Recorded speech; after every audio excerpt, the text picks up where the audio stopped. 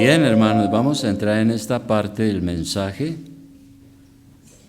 y nosotros seguimos con la serie de sermones expositivos a través de la carta del apóstol Pablo a Timoteo, la primera carta. Hoy estamos en el capítulo 3 y vamos a tratar el versículo 14. Primera de Timoteo capítulo 3 y vamos a hablar y a predicar. Primera de Timoteo 3, versículo 14 al 16. Vamos a leer la primera parte. Entonces dice el versículo 14 de la siguiente manera: esto te escribo, aunque tengo la esperanza de ir pronto a verte, para que si tardo, sepas cómo debes conducirte. Hasta ahí. Vamos a ir despacio, ¿no? ¿Cómo conducirte? El apóstol San Pablo está instruyendo a este pastor sobre muchas cosas que tienen que ver con la iglesia, como lo hemos venido viendo. Aquí él establece, por ejemplo, cuáles son los requisitos del pastor, cuáles son los requisitos de los diáconos, cómo es que tenemos que tener un culto ordenado y todas estas cosas. Y él dice que lo está haciendo es para que este pastor sepa cómo conducirse y a la vez enseña a la iglesia. Entonces debemos preguntarnos cómo debemos conducirnos en la iglesia, cómo debemos comportarnos en la iglesia. Y lo primero que tenemos que entender es qué es la iglesia. Ahora, muchos dirán, yo ya sé qué es la iglesia. ¿Estás seguro? Tenemos que conocer qué es la iglesia. Y podemos conocer la naturaleza de la iglesia al examinar los nombres que encontramos de ella en la palabra de Dios. ¿Qué nos enseña la palabra de Dios sobre la iglesia? Es lo mismo que está diciendo aquí Pablo a Timoteo. La palabra nos enseña que la iglesia es casa de Dios. Volvamos a mirar ahí el versículo 15. Dice Pablo, para que si tardo, sepas cómo debes conducirte en la casa de Dios. Es lo primero.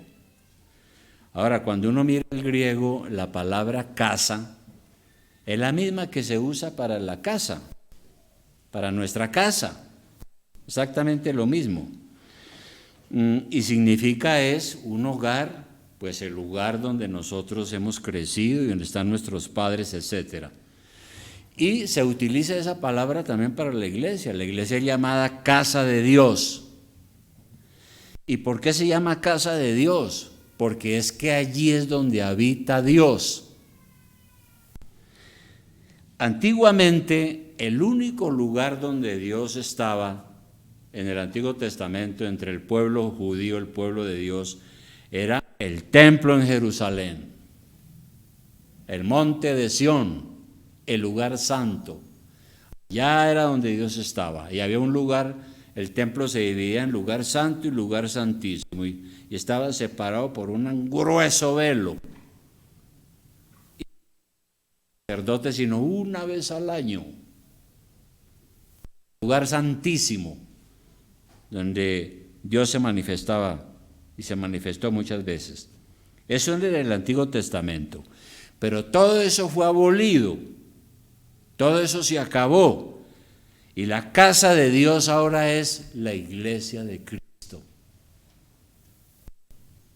Ya no Dios está limitado a un espacio físico como era el templo en Jerusalén, sino que ahora está en la iglesia, la cual somos todos. Dios habita en nuestros corazones.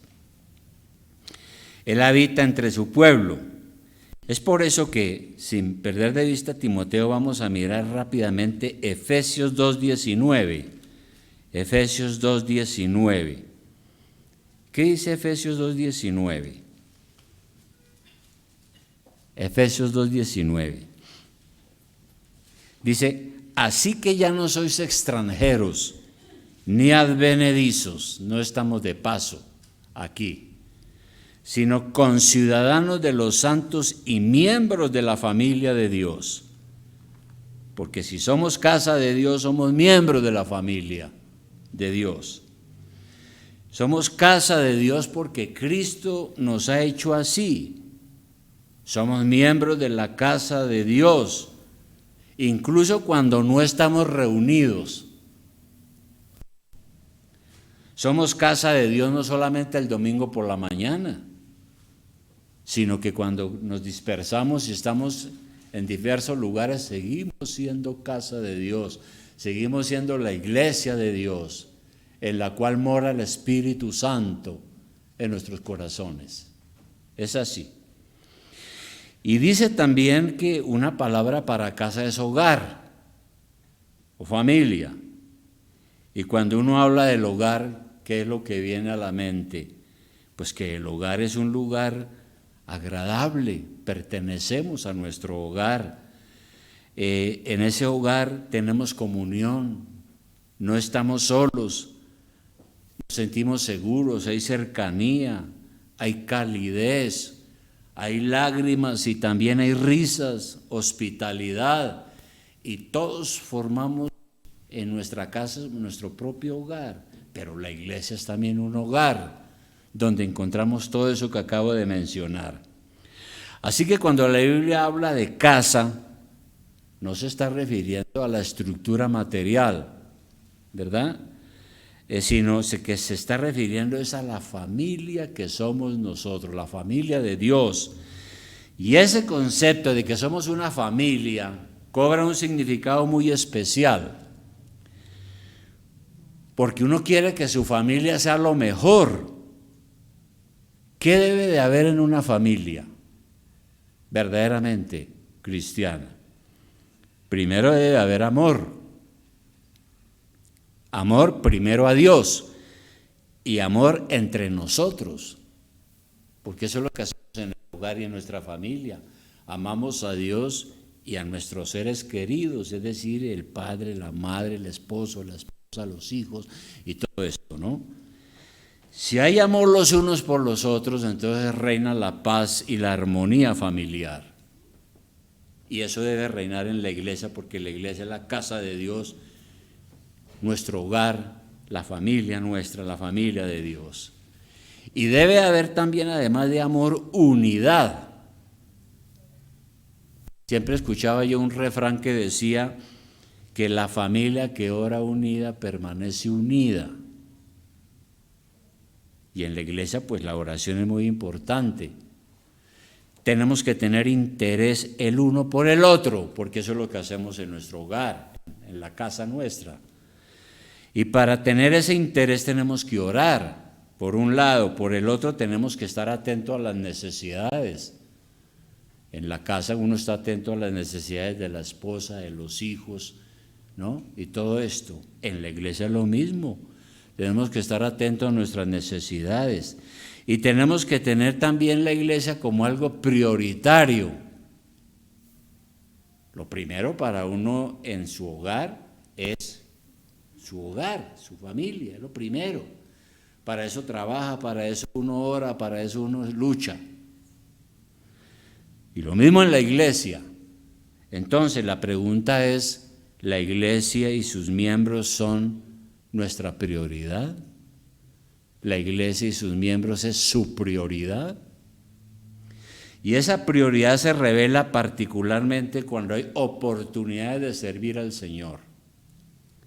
Si en la iglesia me dicen a mí, la iglesia necesita algo, la iglesia necesita esto, que sirvamos de esta manera, yo no puedo decir, no, yo no tengo tiempo, que lo haga otro, ellos verán cómo se las arreglan. No, porque es que la iglesia es la casa de Dios, nuestra familia, nuestro hogar, Y uno tiene que estar listo a hacer el bien a todos. Y la Biblia dice que principalmente a la familia de la fe, es decir, a la familia de los creyentes. Entonces, ¿existe una necesidad aquí en la iglesia? ¿Alguien tiene dificultades aquí, físicas, emocionales, económicas? Tenemos que mirar eso y asumir esa carga, como lo hacemos en nuestra casa, en nuestra familia natural, con nuestros hijos y con nuestro cónyuge. Entonces es muy importante eso, ¿no? La iglesia es casa de Dios.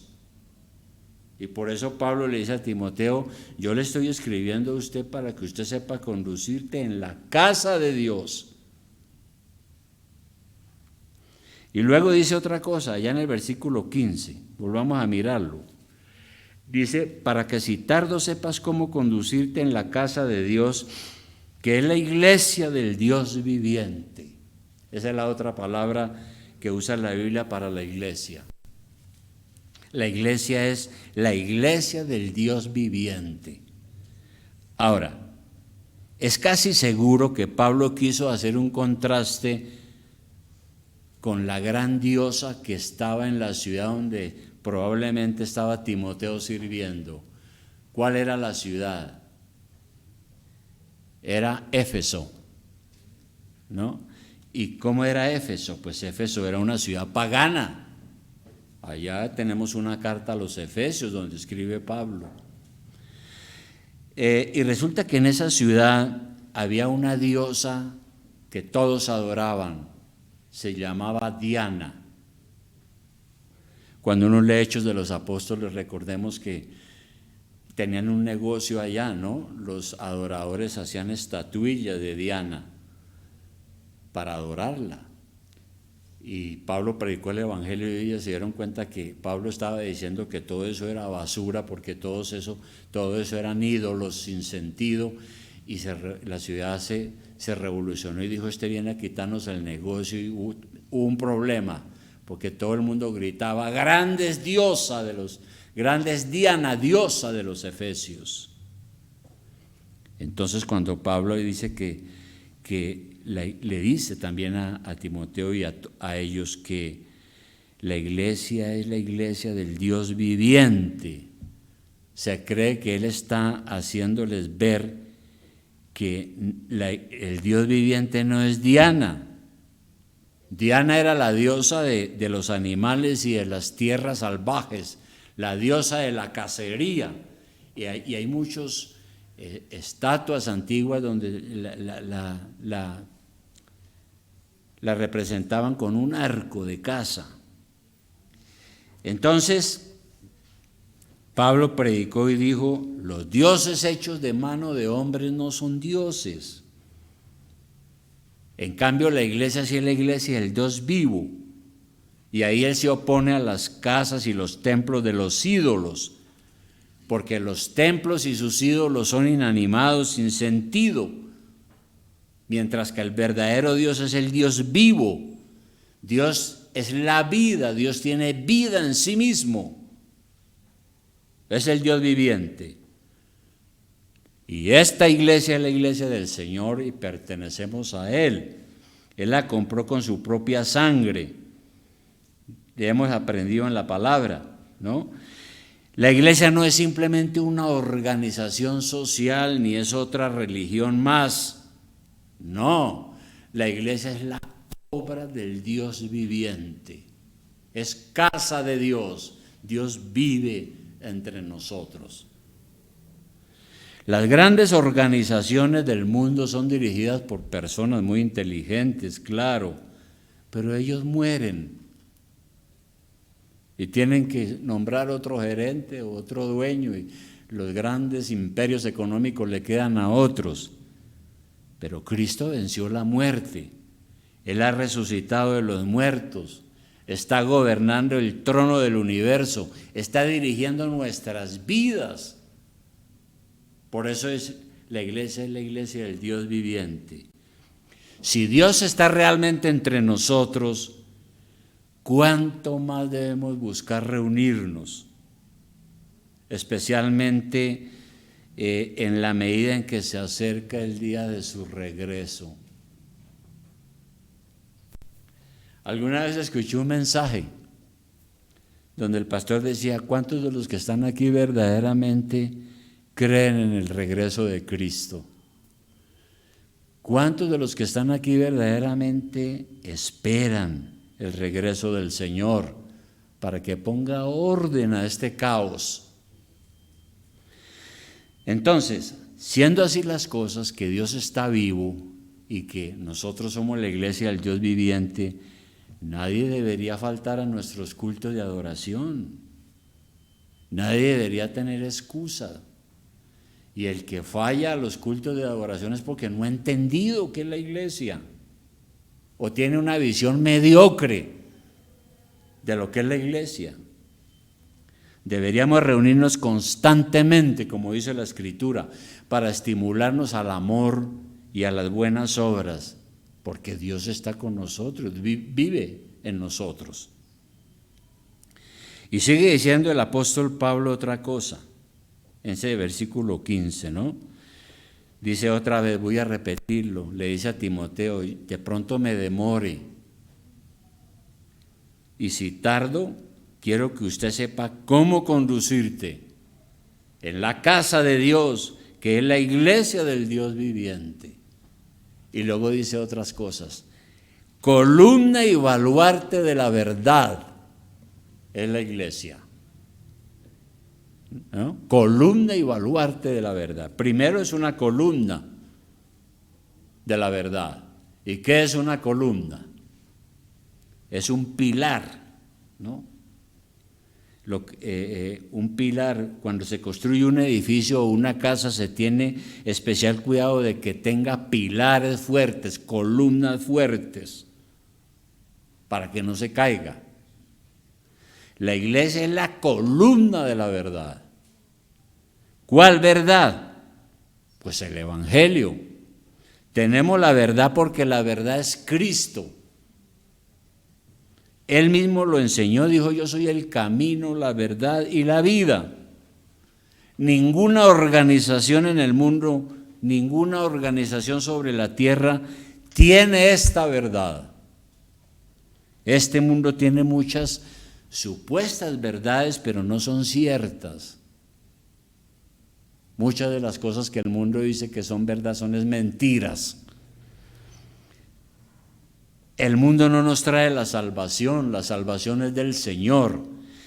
Y el único lugar donde se enseña esta verdad es aquí en la iglesia.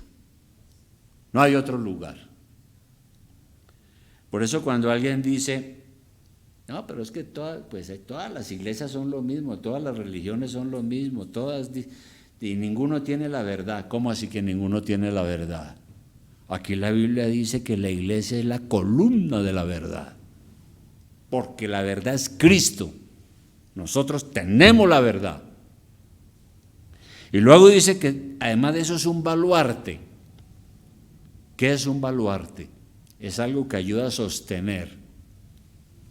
Entonces la verdad se apoya en la iglesia, la verdad del Evangelio, la verdad que este mundo necesita. La iglesia sostiene esa verdad. Si la iglesia se acabara, entonces desaparecería la verdad sobre la faz de la tierra. Si la iglesia se acabara, porque ¿quién enseñaría esa verdad? ¿Quién la defendería? De manera que el hombre nunca podrá crear la verdad, porque Dios es la verdad. No cualquier Dios, sino el Dios de la palabra, el Padre de nuestro Señor Jesucristo. El Evangelio de la salvación entonces se conserva incólume, inquebrantable en la tierra. ¿Por qué? Porque la iglesia se conserva y porque sus cimientos no pueden ser removidos. La iglesia han querido exterminarla y acabarla hace más de 2000 años y no han podido y no podrán. Porque es la iglesia del Dios viviente. Entonces, si la iglesia es así de gloriosa, ¿cómo no vamos a comportarnos nosotros de una manera sabia y amorosa y amar la iglesia y estar aquí y desear estar juntos todos como familia de Dios? La gran pregunta, ¿no? Y luego el apóstol Pablo sigue en otras cosas diciendo, después de que le dice a Timoteo, usted tiene que saber conducirse. Recuerde que es la iglesia.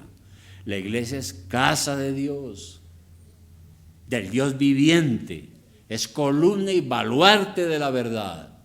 Luego dice en el versículo 16, e indiscutiblemente, es decir, sin lugar a dudas, sin sospecha, indiscutiblemente, grande es el misterio de la piedad.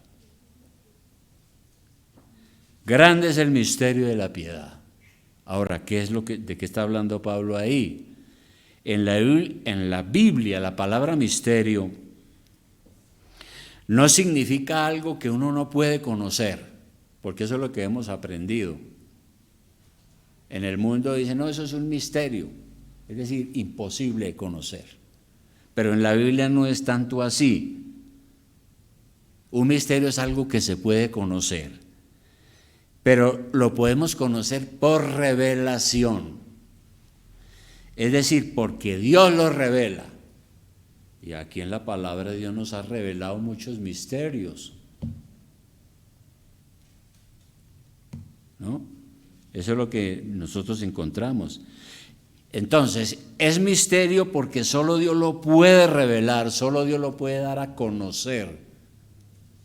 Y dice que entonces, habla aquí de un misterio de la piedad. ¿Y qué es piedad? Piedad es santidad, eso es lo que significa piedad. ¿En quién se reveló la perfecta santidad? En Jesucristo, en Él.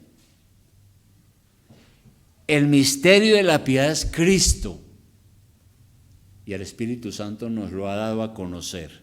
Nosotros conocemos a Cristo, no porque lo hayamos visto, pero lo conocemos por la palabra y por nuestra vivencia espiritual. Él es la santidad revelada. Y el secreto de la santidad de Dios fue revelado en Jesucristo.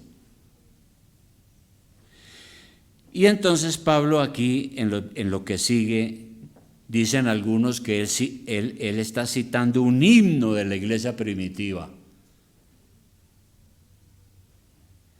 Y el himno es un himno cristológico y centrado en el Evangelio. Cristo es la verdad que la iglesia debe enseñar.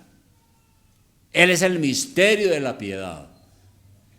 Y este es el misterio que brota de la verdadera piedad. Entonces empieza aquí a partir del 16, leamos. Dice, indiscutiblemente,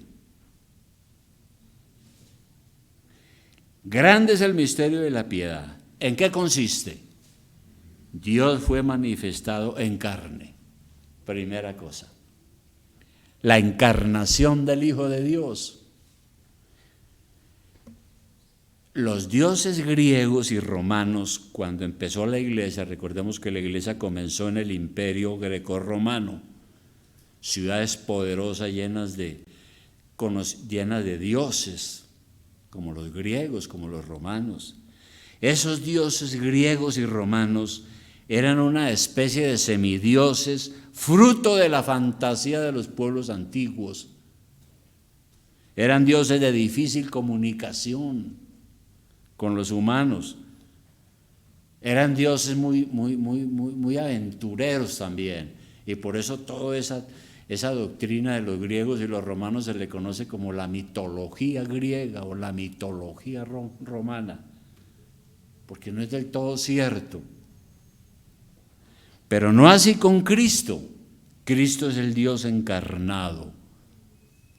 Vino y se hizo hombre para compartir nuestras miserias. Venció la tentación. Murió por nuestros pecados para combatir, a enseñarnos a combatir la tentación y liberarnos de la muerte eterna también. Porque eso fue lo que yo entendí. Yo fui criado en la iglesia católica, pero hasta los 23 años, cuando me predicaron el misterio de la piedad, entendí. a pesar de que me llevaron a misa muchas veces, ¿no? Como católicos que éramos en la familia, pero no conocía verdaderamente la obra del Señor en el corazón nuestro, ¿no? Entonces, es una doctrina totalmente desconocida era desconocida para esa época, hasta el punto de que muchos decían, esto que predican los apóstoles es una locura. El evangelio era una locura para los sabios griegos, porque ellos decían, ¿cómo así? Que el Dios vino y se hizo carne y era como nosotros, y además de eso lo mataron. Eso es una cosa ridícula, no la entendían. Que el Hijo de Dios se hizo carne, el Cristo de la gloria, por medio del cual se hizo lo que existe, el universo, se hizo carne como uno de nosotros. Y luego sigue diciendo allá, Dios fue manifestado en carne, justificado en el Espíritu. ¿Qué quiere decir eso? El Espíritu Santo dio testimonio de Jesús, de que Él era el verdadero Hijo de Dios. Miremos, por ejemplo, el primer sermón en Pentecostés, en Hechos 2:22, sin perder de vista a Timoteo. En Hechos 2:22, recordemos que Pentecostés es la venida del Espíritu Santo para estar aquí, para estar para siempre con todos los que creen y para fundar la iglesia. Y ese Espíritu Santo descendió en Pentecostés. Y allá estaban los apóstoles orando.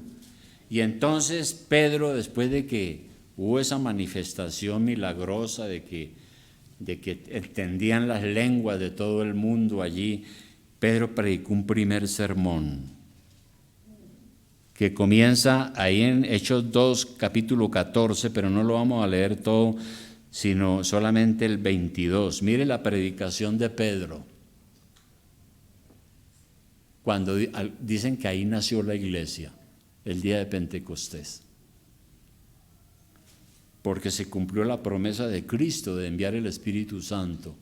Y dice allí, varones israelitas, dice Pedro, a todos los que estaban allí, oíd estas palabras: Jesús Nazareno, varón aprobado por Dios entre vosotros con las maravillas, prodigios y señales que Dios hizo entre vosotros por medio de él, como vosotros mismos sabéis,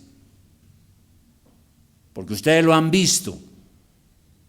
A este, entregado por el determinado consejo y anticipado conocimiento de Dios, prendisteis y matasteis por manos de inicuos, crucificándolo, al cual Dios levantó, suelto los dolores de la muerte, por cuanto era imposible que fuese retenido por ella. Aquí está diciendo que la muerte no pudo retener al Hijo de Dios. Por eso venció la muerte. Aunque fue calumniado como pecador, ejecutado como un bandido o malhechor, Cristo fue resucitado por el Espíritu Santo y se cayeron todas las falsas acusaciones que habían contra el Señor. Por eso dice que fue justificado en el Espíritu. Y sigue diciendo allá, en la explicación del misterio de la piedad, visto de los ángeles. Los ángeles acompañaron a Jesús desde su nacimiento. Y nosotros sabemos que durante el ministerio de Jesús hubo una manifestación inusual, extraordinaria de los ángeles, los mensajeros de Dios. Los ángeles acompañaron a Jesús desde su nacimiento hasta su muerte y resurrección. Anunciaron su venida a María y José. Recuerden la anunciación de Jesús. Anunciaron su nacimiento a los pastores en Belén. Fortalecieron a Jesús cuando ayunó en el desierto y fue tentado por el diablo. Fortalecieron a Jesús en Getsemaní cuando él oró: vísperas de ser apresado. Y todo el tiempo estuvieron con él. Y cuando él resucitó entre los muertos, los vemos allí moviendo la piedra grande del sepulcro y lo vieron ascender a los cielos. ¿Recuerdan? Que había un grupo ahí viendo a Jesús que se fue elevando, y entonces unos ángeles que estaban detrás le dijeron a ellos, los ángeles me imagino que estaban en forma de personas, ¿no? Le dijeron, ¿y qué hacen ustedes mirando allá? Ese Jesús que ustedes han visto, que se ha elevado y que lo ocultó una nube, va a volver por segunda vez. Va a volver. Por eso él fue visto por los ángeles. Y sigue diciendo allá otra cosa, dice, predicado a los gentiles. Los gentiles son los que no eran judíos. Y recordemos que los judíos se creían el único pueblo escogido de Dios. Los gentiles eran despreciados porque no eran judíos. Eran considerados inmundos, perros también los llamaban. Entonces viene Jesús y enseña que la salvación no es solo para ellos, para los judíos. Los judíos no son los únicos elegidos de Dios, como decía el Antiguo Testamento. No, la salvación es para todo aquel que cree y se arrepiente, sin importar si es judío o no es judío.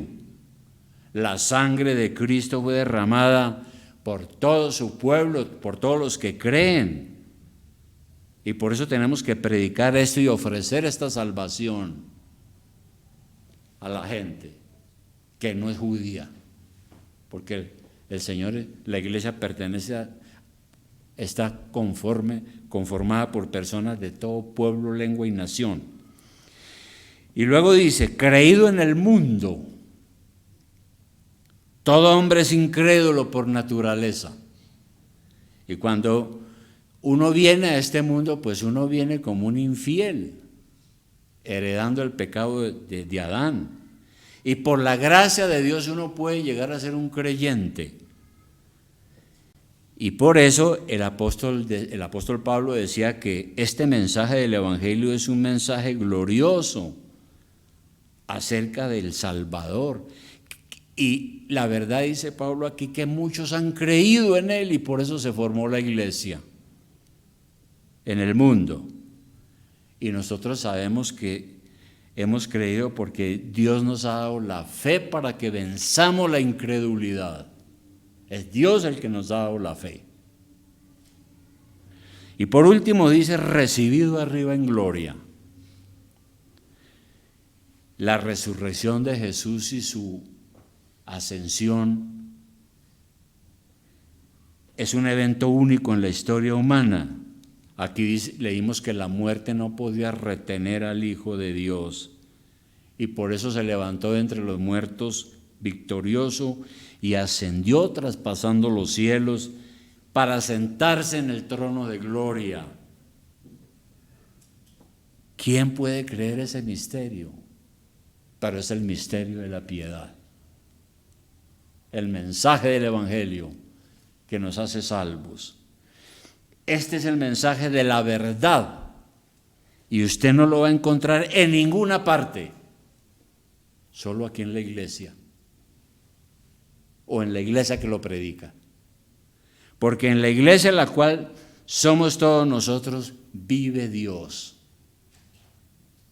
La iglesia es casa de Dios, del Dios viviente. Somos la columna y sostén de la verdad, ¿no? Si usted no es parte de la iglesia, estará lejos de las bendiciones del Señor. Esto yo le he dicho a muchas personas, si usted quiere conocer el reino de Dios, lo conocerá en la iglesia de Jesucristo, en ninguna otra parte, en ninguna universidad. Es aquí donde está Dios. En los tiempos de Jesús, como dije entonces, para concluir, el único lugar sobre la tierra donde se adoraba a Dios era en Jerusalén. Allá estaba el templo, pero con el sacrificio de Cristo todos tenemos acceso a Dios ahora. Dios habita ahora en la iglesia. Somos la familia de Dios y por eso entre nosotros debe reinar el amor y la unidad, porque el mundo que nos rodea es terrible. Aquí no adoramos el lugar físico, como en Jerusalén, que adoraban eran las piedras, las columnas, el techo. No, nosotros no adoramos estructuras físicas ni materiales. Adoramos al Dios vivo que está con nosotros. La iglesia de Jesucristo es la esperanza del mundo, dice el apóstol. Tenemos la verdad porque la verdad es Cristo. No nos hemos inventado nada. Somos la columna y sostén de la verdad que Dios nos ha revelado. Él nos ha entregado esa verdad, el misterio de la piedad que ahora lo conocemos. Y el Evangelio es lo único que puede salvar de la impiedad a este mundo pecador. Es lo único, el Evangelio. Y por eso aquí Pablo dice indiscutiblemente, este es un mensaje que ya ustedes conocen. Dios fue manifestado en carne, justificado en el Espíritu, visto de los ángeles, predicado a los gentiles, creído en el mundo por todos aquellos que se arrepienten y creen en Él, recibido arriba en gloria. Qué bendición, qué maravilla, ¿no es cierto? Es por eso que termino con esto, el Salmo 122.1, Salmo 122.1,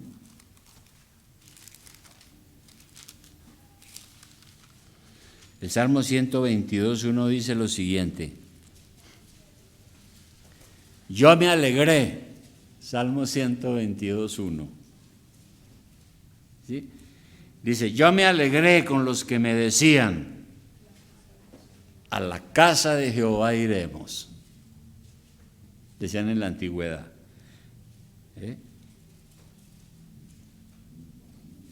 Nuestros pies estuvieron dentro de tus puertas, oh Jerusalén, Jerusalén que se ha edificado como una ciudad que está bien unida entre sí. Entonces ahora lo que tenemos que cantar nosotros es, yo me alegré con los que me decían, a la casa de Dios iremos, a la iglesia del Dios viviente, donde está la verdad. Me alegro con los que van allá. Nos alegramos realmente cuando venimos aquí a congregarnos. Debiéramos. Y es vergonzoso cuando, yo no quiero ofender a nadie, pero cuando alguien prefiere otras cosas del mundo, menos venir a adorar a Dios aquí. Yo no sé cómo el Señor nos va a juzgar, ¿verdad? El mundo en que vivimos dice muchas mentiras. Por tanto, no tengamos miedo de ser firmes, dando nuestro testimonio porque estamos en la verdad. En la verdad. No cualquier verdad o la verdad que dicen que todos tienen. No, estamos en la verdad. Cristo es el misterio de la piedad. Y por eso es que en Juan 3:8, este es el mensaje que hay que decirle a todo el mundo. Esto es lo que tenemos que decirle a todo el mundo, sin temor, con firmeza. Juan 3:18. El que en él cree no es condenado, pero el que no cree ya ha sido condenado, porque no ha creído en el nombre del unigénito Hijo de Dios, del único Hijo de Dios. Y esta es la condenación, que la luz vino al mundo, Cristo, ¿no? Y los hombres amaron más las tinieblas que la luz porque sus obras eran malas. Es el pecado el que no deja a la gente venir a Cristo. Porque todo aquel que hace lo malo aborrece la luz y no viene a la luz para que sus obras no sean reprendidas. Claro, la de Cristo nos ilumina, pues nos damos cuenta que no somos nada pecadores, inmundos, necesitados de la gracia y la misericordia de Dios, y a la gente no le gusta el evangelio.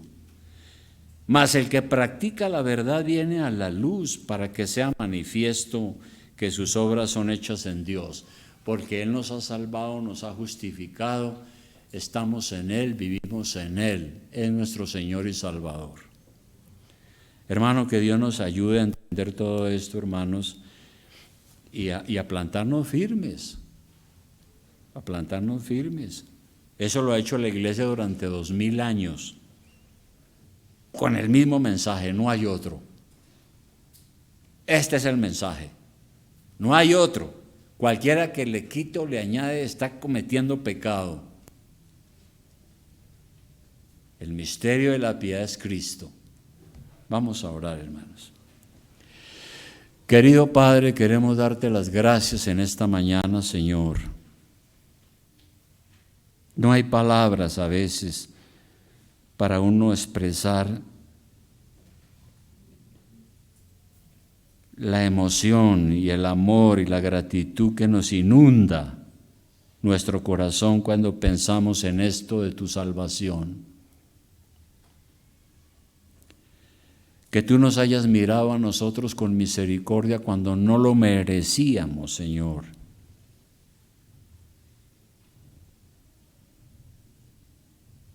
Que miles están yendo al infierno por sus pecados, y que tú nos hayas escogido, pero para la gloria eterna.